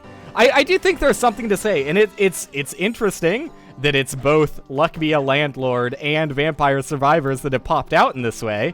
Both of the games have gambling elements to them. This is the worst movement I've ever done. Luck Be a Landlord is the gambling slots rent game? Yeah, that one. Immediately when I saw Luck Be a Landlord and Vampire Survivors, mind you, I was like, there's no way this gets, you know, a second stream. Like, this is a one time he's checking out the game and that'll do that, but I don't know. Luck Be a Landlord was around for a while, and I think that there are certain games that you know, understandably stole that much attention, like Super Auto Pets, for example, but, like, goddamn, dude. Luck Be a Landlord is as surface level as there ever was. Like, it's literally just a slot reel with various different, you know, surface level synergies associated with it. But the game is, you know, it's as RNG and random chance as you can make a game. It's very heavily weighted in the player's favor, at least when I saw it being played. Do I touch on graphics? I don't think I should, because, like, I don't know, I also don't think that, like, Slay the Spire, like, that was the one thing that kind of pushed me away from Slay the Spire when I first saw it, is I don't think that Slay the Spire has, like, the world's most inspired graphical design. But Slay the Spire is, like, one of the best games to have come out in, like, the past decade, for sure. So I'm not... I don't really agree with using graphics as, like, as a testament for a game's quality, necessarily. But in this case, I think it's worth mentioning, because both Luck Be a Landlord and especially Vampire Survivors speak out as a level of graphical attention that screams this is the developer's first game. Which is not anything to mock. I've been there, you know, I have 2 shitty games that I've made, and they both look pretty bad by my current standards as well. So, you know, I'm not saying there's anything wrong with that. It's just surprising is all that those games got the attention. I know at this point I'm just sounding like, you know, just bitter because my game didn't get attention while these other games did, which is not the case. Like, I truthfully believe that the developers of Luck Be a Landlord and Vampire Survivors equally feel the same feeling I have towards my first games, where you know, they probably don't believe it's like, you know, a pinnacle of game design either. They're probably like, you know, I'm just making this game because I wanted to learn how to make games. Here's my first game. So, you know, is this fucking amethyst? Amethyst, yeah. I knew it was amethyst when I heard it. I'm not trying to like insult the developers of these games at all. It's just the aura that surrounds the game that surprises me is all. I 100% would not be surprised if the developer of Vampire Survivors was like, dude, I have no fucking clue why so many people are playing my game. You know, it was just a shitty game I hacked together with, like, no foresight just because I wanted to make a game and to see if I could make a game. And all of a sudden, like, it's not their fault that it's got thousands of, like, overwhelmingly positive reviews on Steam. Like, I'm not trying to blame them. Obviously, they're doing well, so, you know, they did something right. But anyways, I guess the point I'm trying to make is that just talking about graphics, especially Vampire Survivors, because, like, and I'm not saying that they're bound to get in any legal trouble regarding the assets they've used, because they have credits for I actually own Vampire Survivors. I gave it a shot personally. I didn't for Luck Be a Landlord, because Luck Be a Landlord is like $10 fucking for what it is, which is absurd to me. But I don't mind, you know, dropping $3 for something I know I'm not gonna like. They have credits in Vampire Survivors that specify the specific art packs they got their assets from. So I'm not saying that they're responsible necessarily, but like a lot of the assets that are in Vampire Survivors are like straight rips from Castlevania games. And I'm not just talking about like they're like similar, they are like literally identical. There are multiple assets in Vampire Survivors that I'm like, I don't blame you because you just got an asset pack from someone else who, you know, scraped assets from like Symphony of the Night. But there are multiple assets that I look at and I'm like, this is legit just copy pasted. Like maybe one pixel was changed to give some legal leeway there, but it definitely doesn't, you know, it doesn't speak the levels of quality you would expect from someone's, like, you know, magnum opus. Which is why I don't feel too bad talking about it, is because I understand that the developers are probably equally as surprised with the success that their game has gotten. But anyways, aside from talking about and trying to, like, skirt away moral responsibility, I'll just talk about what I don't really like about the games. I mean, Vampire Survivors in particular is, I mean, it's like, and again, I try not to be like super reductive when I say this, but it's legit like Flash game design. And I mean, maybe there's a space for that nowadays, that Flash doesn't exist. Like there's a fair case that that's something that people could want in today's modern game atmosphere. Later, Amglow. But to me personally, the reason Flash games like had their space is because, like, and I don't know, maybe this is where I find my moral high ground, is because, like, I definitely think that, like, the first two games I've made that are on Steam are nothing worth talking about, which is why I didn't charge money for them. So I guess where I do get a little bittered about the situation is the fact that, you know, they're charging any amount. And I'm not going to say that they shouldn't, you know, be allowed to charge for what their games are. But like $10 for Luck Be a Landlord just strikes me as shocking.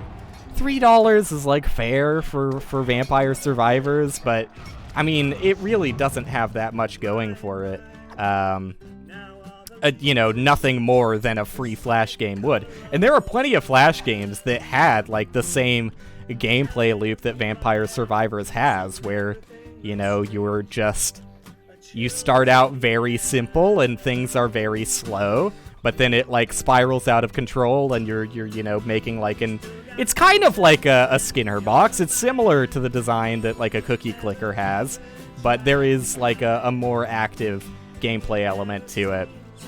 And you know, the most noteworthy difference from Vampire Survivors than most Flash games that did that kind of thing is that Vampire Survivors actually has a lose condition, whereas in Flash games, I mean, roguelikes weren't really popular when Flash games were popping off, so the idea of something like that would be kind of foreign, and I'm not surprised that Vampire Survivors wanted to fit that in. No offense, but it is kind of like a, I don't know. It's so easy to slap roguelike over literally any game and make it more interesting. And I'm saying that as like a positive thing. Like, I like roguelikes, and you know, I'm glad we're seeing as many of them as we are, because I truly do think that it's like an easy thing to slap on, and it makes your game more fun to me. However, Vampire Survivors does do it in like the worst way that I hate, which is I mean, at least in Vampire Survivors, the game is easy enough that you're definitely like probably going to win your first run of it. But I just hate, like absolutely loathe permanent progression in roguelikes, where it's you know, it's not variety of content being unlocked. It's just straight up, if you play the game for like, you know, a few hours, you will be objectively stronger than you were when you started playing. Hate it. And that's like, I don't know, I guess that's the main thing that Vampire Survivors has going for it outside of the actual gameplay. Like, there's no other interesting, there's no secondary gameplay loop or anything. But I do think it's worth talking about the gambling side of it. And, you know, I don't know. Because, like, is it problematic to make, like, as flashy of a chest opening sequence as Vampire Survivors has? I don't think so. I think that, you know, if you wanted to put it in the worst light would be, like, it makes your game more addictive than it should be otherwise without, like, the gambling flair on it. Same thing with Luck Be a Landlord, except, I don't know, I never even found Luck Be a Landlord that, like, satisfying from a gambling perspective, but I guess I just, you know, don't have an addictive tendency to that kind of thing, so maybe people who absolutely love slot machines are obsessed with Luck Be a Landlord, and, like, you know, this is a free way, well, $10, one-time payment of $10, way for me to, you know, like, alleviate my gambling addiction without putting my actual bank account, you know, under thousands of dollars. So, you know, that's fair. Like, there's nothing wrong with that, and if you enjoy that, I think that's definitely more healthy than just going to, like, actual casinos that will rob you dry until you have nothing left and can't afford rent. But I do think that, I don't know, to me it's kind of weird. I do love loot boxes in games, and I'm not saying, like, I have a higher moral standing on this one. Like, on this issue in particular, like, I truly just find the games more fun when they have a flashier reward system. Like, I think that, what's the name of the game? Vermintide, I think? Vermintide had, like, a relatively flashy loot system.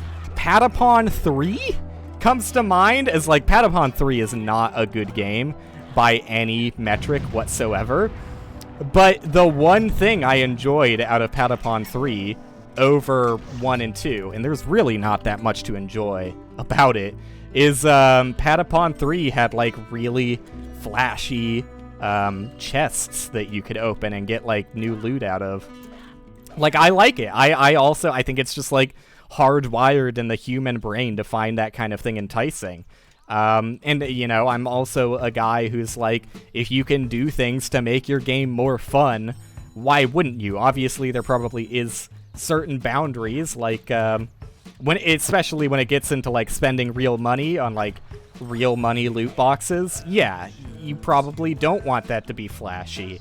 That's probably a bad idea and likely to be outlawed in the near future, on top of what legislation there already is. But for things that don't cost any money outside of, the original purchase of the game itself, I don't see too much of a problem in, making an incredibly flashy chest opening sequence and getting new items and stuff. Like, I think that, for example, what Vampire Survivors does is fine in that regard, but especially in Vampire Survivors, it's just extremely funny to me that, the entire rest of the game looks like a Flash game that you would have seen 10 years ago. And then it has an incredibly polished, modern looking chest opening sequence when you get a chest in the game. It feels like an entirely different game. It feels like when you open a chest in Vampire Survivors, it does not belong there. It feels like you walk through a fucking portal to another realm sometime, and that's what you're seeing on the other end. It's weird. It's certainly jarring to open your first chest in Vampire Survivors, and they nail the flashiness of it. Oops, the fuck! I accidentally targeted an enemy. Everything Vampire Survivors does on that aspect is about as good as you can get. So while I'm talking about the bad things of the game design, They truly studied how to make world's flashiest chest opening sequence and nailed it perfectly. Nothing I could say. Although, it does get a little boring after seeing the same animation 100,000 times through the gameplay loop. Could maybe speed it up if you hold down a button or something. But anyways, yeah, it's done in the most toxic, abusive towards gambling addicts way possible, which, in a fashion that's free with no additional cost, I think is fine, mostly, probably. I look to that as a learning lesson. Maybe I need to add more flashy, gambling-esque mechanics into my games. That's the only thing that I can grasp at as to why those two games picked up out of nowhere with the entire rest of the game's, facade that it puts up. Oop, hello? Yes, I'd like to leave. There's not a lot on offer there. It's really just like I said, a facade to get you to the point where you're hooked on the gambling aspect of it. IMO. I mean, Vampire Survivors and I think Luck Be a Landlord are both early access, so maybe they're going to turn into the most transformative roguelikes of the century to surpass Slay the Spire, but I kind of doubt it. I have my I have my hunches as to where Vampire Survivors will end up in even a few months. And I don't mean to be rude towards Luck Be a Landlord, but I mean the game did super well for itself, and that has something close to 5,000 reviews, despite costing way more than I would ever expect a game like that to cost, and they're all really positive too.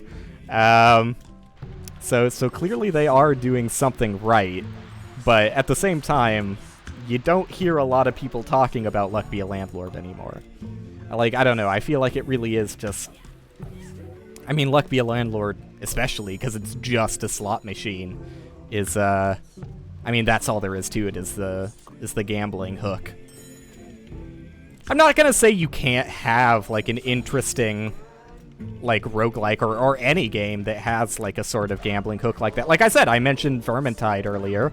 I think Vermintide, also has, very flashy...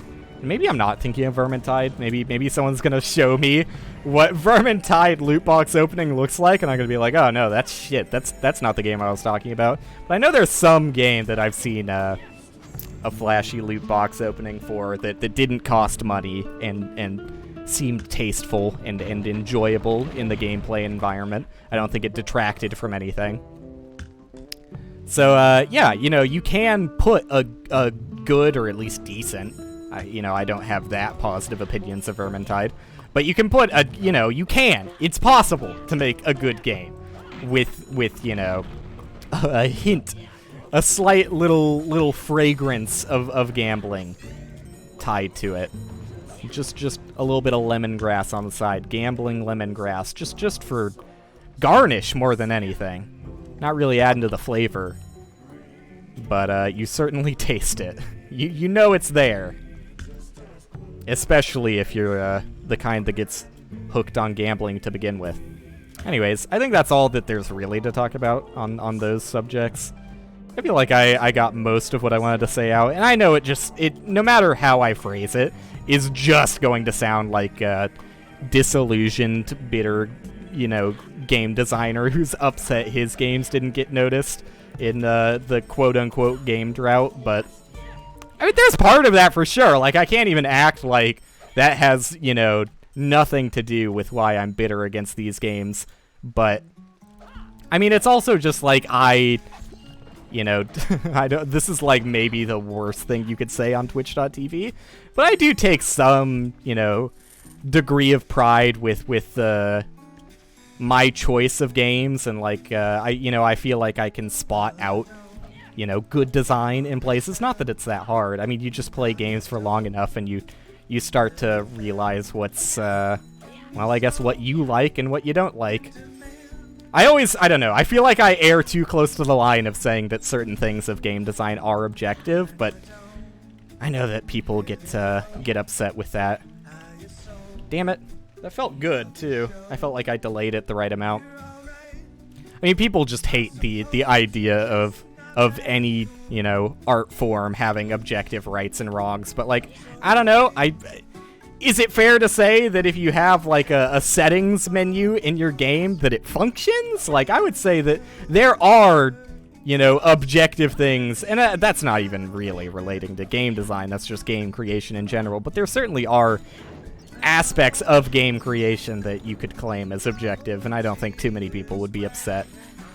Like, if the controls just don't work, like, there's more leeway with games than any other medium, I think, for that line of discussion.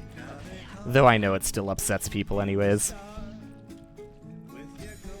But that's just, I don't know, that's just what you get with any sort of, like, critique. I think you can't critique anything without getting, some, quantity of people that are going to be upset with the way you critiqued it or what you found disagreeable and whatever. I've heard mixed things about the new Pokemon, speaking about critique.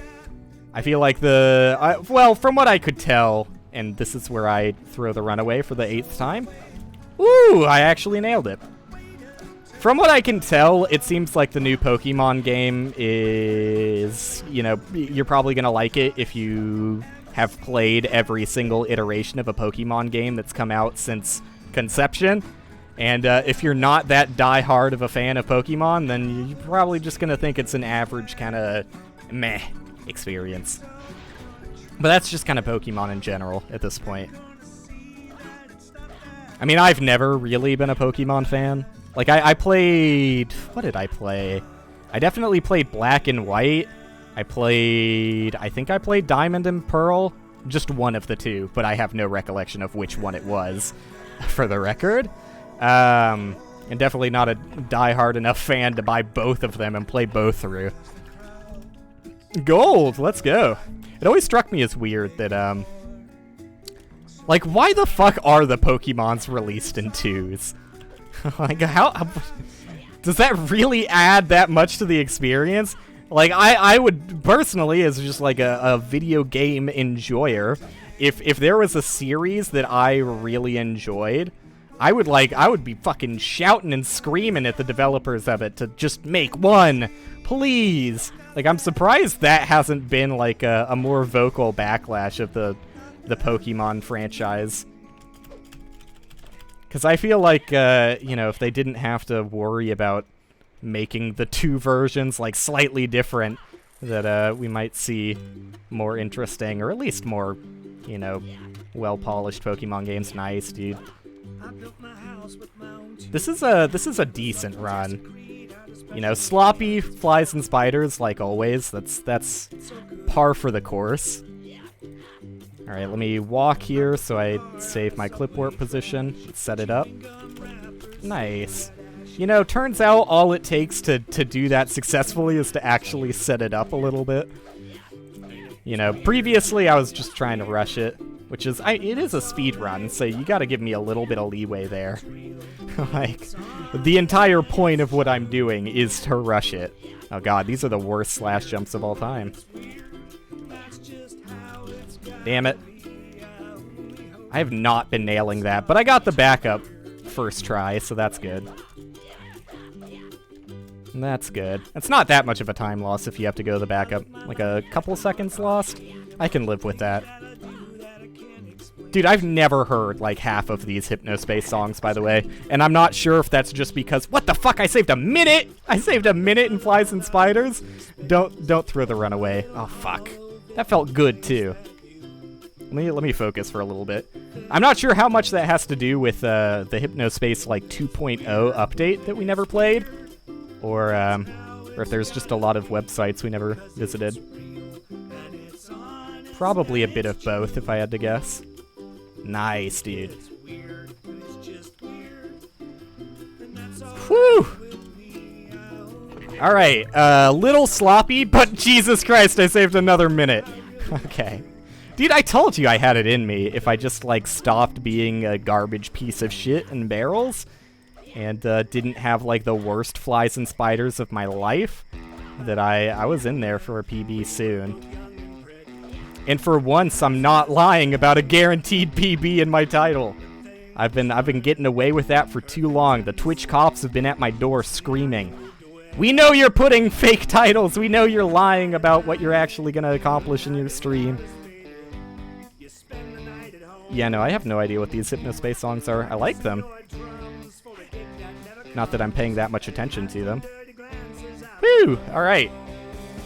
I get my cool-off sesh.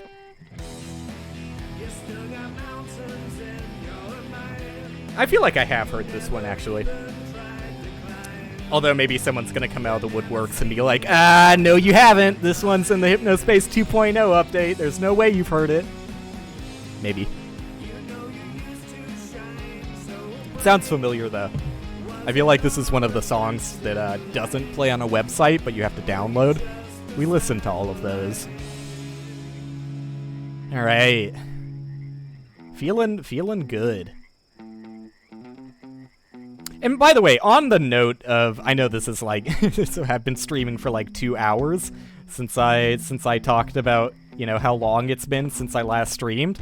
On the note of that, though, like, despite, you know, the past few streams I've been saying, like, I want to stream more frequently, I want to stream more frequently. That is true. There's definitely an air of that. But at the same time, like, I don't know, I've kind of been enjoying just, like, doing the other stuff that I want to get accomplished in my life as well. Like, I've gotten some real engine work done, which is more than I could say for the weeks prior to this one. So I might just maintain the once a week vibe that I've been rolling with. Alright, I do have time to save on Inside Info too, I think. I think I fell off once. He fell off. I think I fell off once. Nice, dude. I knew that was in. Nope, no time to save there. That was basically bang on par. Just a few milliseconds difference. So I'm glad I nailed it because, see, this is kind of frightening. It's been a while, and like when I was racing with Crix, fuck. God damn it. Really bad slash jumps there. Fuck, dude. If I didn't panic and fucking slap the ring on, ring is such a crutch, dude. I was gonna say crux. I'm not fucking Harry Potter. I'm not talking about Horcruxes here. God damn it, I'm floundering. This is awful movement. I'm so flustered. If I didn't fucking put on the ring, I maybe could have pulled that back. Like, obviously, it's awful that I got hit to begin with, but fuck, dude. I didn't think that he would still hit me after... Fuck, he's so close! Get off of me, you freaks! I didn't think that he would still hit me at all if I had the ring on. I didn't realize it takes a while for their aggro to stop. Whoop! Oh, fuck. I hate it when I clip too much and keep jumping. Alright. I lost... Yeah, I lost like 30, 40 seconds there. That sucks. But whatever. Free time save in the future. That's what I always say. I mean, I'm very likely to just throw this away. Oh, fuck. We got to seepage. Let's go. I'm very likely to just throw this away on this level. Oh, fuck. I jump attacked at some point. That wasn't going to make it anyways. So I'm glad that it whiffed. God, those arrows were close.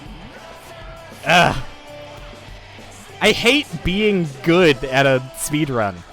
Like, I never want to be in this position where it's genuinely stressful to complete a run. This sucks, dude. I was gonna say I got distracted by Gathering fucking me up there. It was so much less stressful when I was, you know, PBing in the race with Crix, because, like, for one, he stole my thunder by just having a better PB. And, for two, just having someone, like, in the call there, fuck, I forgot there's a different setup I should be using there. Just having someone in the call with me made my nerves way less of a factor. Jesus Christ. Okay, well, I'm past the hard shit. I'm glad I waited for the arrow there. Like, I know it's not a good idea for a number of reasons, but I'm glad I waited for the arrow there. Like, I think if you wait for the arrow there and you're only at 1 heart, you're at, like, a much larger risk for taking fall damage if you fuck up the middle route, like wall walking. So I should probably just try and send it, because it is, like, if you're fast enough, that arrow's never going to hit you. But I definitely like to take my time setting it up, so getting the leeway there and getting hit by that arrow is... I don't know what to do. Fuck. I don't know what to do if I fall here. I think I just lost. God damn it, dude. I could tell. I could tell that was way too close. Fuck. I don't know. Maybe I can still save this. I have no idea what this is. Did I make a Hank Hill sound? God damn it. Oh, seepage, send me away, dude. Whatever, this run sucked anyways. Do you see that death and Gathering? This was never gonna be a good run. Alright. Well, that's upsetting, but at the same time, I am a dumbass. So, I was just way too nervous about it. Like, can I just, like... Oh, this is sick, dude. This is how we do it. Let's go. I think if I maybe, like, spam jump, I could have gone back to a clip warp position, but I fucked it. I was just way too flustered in general by being here. Is this supposed to be underwater, by the way? Because the waterfall is just kind of, like, there. Video games are crazy. Oh, let's go. A never-before-seen slope. I wonder what the fucking geometry looks like in this area, because I definitely hit, like, an invisible wall. Let's go. We can save these. Come on. I know we can save these. Well, I did slope boost on it, but it didn't really send me anywhere. Maybe my angle was bad. Alright, well, fuck. Oh, that's like an actual place I could go if the invisible wall wasn't here. The invisible wall is, it seems to go farther than than it would have to go for me to be able to get out of here. I think I'm stuck, like super stuck. Keep running into invisible walls everywhere. Alright, well, whatever. Fucking, fuck it. Look, the troll hole was bad in this run anyways. Wasn't that a second try troll hole? There's no way that this run was gonna PB. Alright, I'm slowly coming to terms with it, with what I just lived through. Let's, I don't even know if I want to do anything else after this, actually. I think I might just instead, because I was planning on doing Cruelty Squad after this. Let me see. let me see how many people are here, and if there's a decent amount of people, I'll feel bad for ending the stream. But if there's 3, which there is, I'm just gonna fucking leave. Sorry. I streamed for 2 hours, despite... Yeah, I was debating not streaming at all today and pushing it back further, because it just feels weird to stream when you haven't streamed in a week. But instead of streaming longer tonight... Never heard this song before. Instead of streaming longer tonight, I think the better idea would just be for me to call it quits, because, I don't know, I don't really feel like talking anymore. I feel like I'm talked up.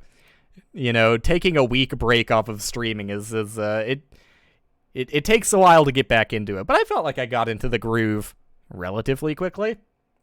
Anyways, yeah, I'll be back sooner than a week. I'm gonna make sure to be back sooner. Tomorrow, I made plans with a friend of mine, but I also made friends with him at some point.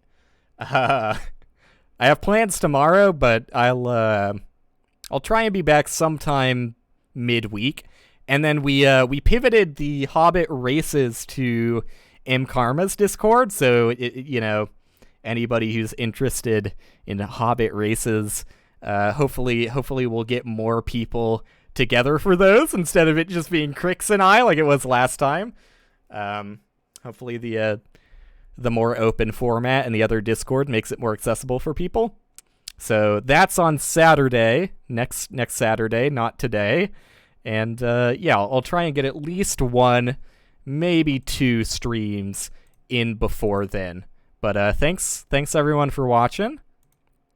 And yeah, I don't think I have anything else to talk about. You can tell my fucking voice is still like quivering a little bit from the adrenaline of that run. That blows. Anyways, yeah, I'll be back soon. For real. TM.